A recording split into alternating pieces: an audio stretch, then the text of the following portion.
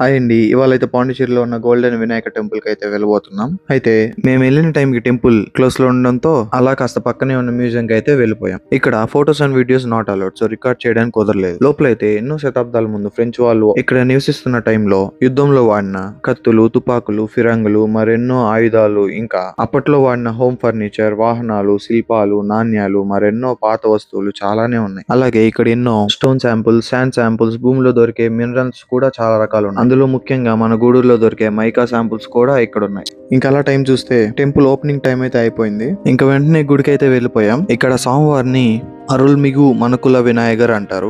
అరుల్మిగు అంటే దేవుడు, మనకుల అంటే ఇసుకతో నిండిన ప్రాంతం అని అర్థం, వినాయగర్ అంటే వినాయకుడు. ఇసుకతో నిండిన ప్రాంతంలో వెలిసిన వినాయకుడు అని అర్థం. ఈ గుడికి దాదాపు 500 సంవత్సరాల చరిత్ర ఉంది. కొన్ని శతాబ్దాల క్రితం ఫ్రెంచ్ పాలనలో స్వామివారిని ఇక్కడ నుంచి తొలగించాలని ఎన్నోసార్లు ప్రయత్నించగా మళ్ళీ ఇక్కడే వెలిసినట్టుగా ఇక్కడ ప్రజలు నమ్ముతున్నారు. ఇంకా మనం ఏదైనా మొదలు పెట్టే ముందు ఇక్కడ స్వామివారిని దర్శనం చేసుకుంటే అంతా మంచి జరుగుతుందని ఇక్కడ ప్రజల నమ్మకం. ఇంతకీ టైమింగ్ చెప్పలేదు కదా. పొద్దున్నే 5:45 నుంచి 12:30 వరకు, సాయంత్రం 4 గంటల నుంచి 9:30 వరకు గుడి ఓపెన్ లోనే ఉంటుంది. ఈ గుడికి ఫారినర్స్ కూడా వస్తుంటారు. ఇక మనం వెళ్ళకపోతే అర్థం ఏముంటుంది. కాబట్టి పాండిచేరికి వస్తే తప్పకుండా స్వామివారిని దర్శించుకోండి.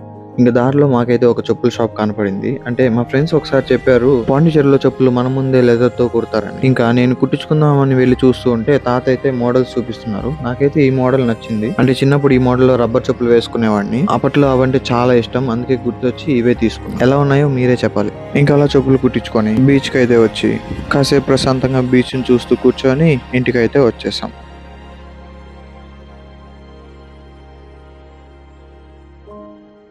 అదండి ఇవాళ ముచ్చట. సరే మరి ఉంటా, బాయ్.